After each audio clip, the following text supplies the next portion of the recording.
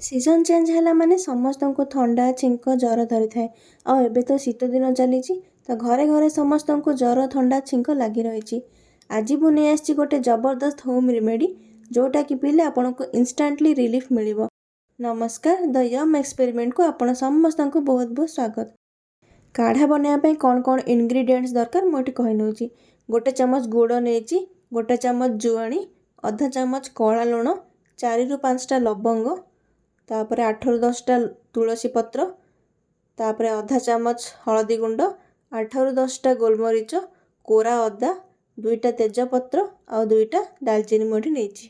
तो प्रथमे पैन रे 2 ग्लास पानी नबा, तापर तेजपत्र 2टा दबा।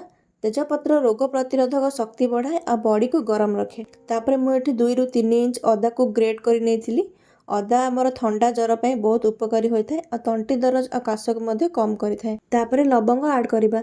छाती में जितेबाला कफ जमी थाए लवंग सेटा को क्लीयर करिबारे सहाय्य करता है। तापर दालचीनी ऐड करवा, ये आमर ठंडा जर कफ कमेबार सहाय्य करे।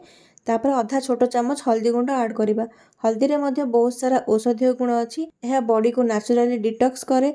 एथिरे एंटीवायरल और एंटीबैक्टीरियल प्रॉपर्टीज मध्य अच्छी। नेक्स्ट एथिरे गोटे चमच जुआणी ऐड करवा। तापर गोलमरीच को क्रश करके ऐड करवा। तापर अधा चमच कला लुण ऐड करवा। कला लुण रे भी मैग्नीशियम, पोटासियम और कैल्शियम भरपूर थाए। तापर गुड़ ऐड करवा। मुझे पुराणा गुड़ नहीं, आपड़ चाहिए नुआ गुड़ भी नहीं पारे। गुड़ मध्य आमर इन्फेक्शन सहित फाइट कर सहाय्य करे। एबे 8 ରୁ 10टा तुलसी पत्र ऐड करवा। आपण मैंने तो जानी तुलसी पत्र रे बहुत सारा औषधीय गुण अच्छी।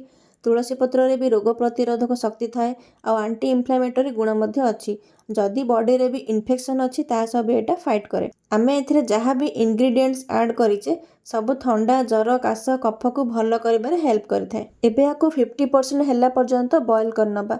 माने आमे 2 ग्लास पानी देइथिले, गोटे ग्लास हेला पर्यंत आमे ताको बॉयल करिबा। देखंतु काढ़ा हमर 50% बॉयल हो जाइछि। एबे आमे याको छाणी नबा। फ्रेंड्स, आपको पूरा गोटे ग्लास पीबेनी, याको आपण 3 भाग रे डिवाइड करनेबे।